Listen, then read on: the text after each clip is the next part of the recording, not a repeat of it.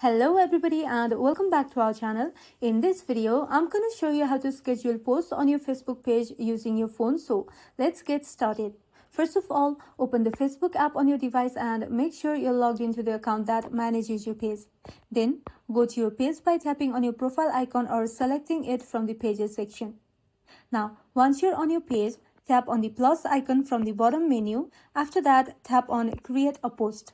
Then write your post, add photos, videos or links as you normally would, and then tap on next at the top right corner of your screen. Now, instead of posting immediately, tap on scheduling options.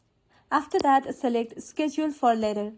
Then pick the date and time you want your post to go live, and once you're happy with the schedule, tap on save at the top right corner of your screen, and that's all. Your post will now automatically publish at the time you selected. You can check, edit or delete scheduled posts by going to your page's publishing tools or scheduled post section. And that's all.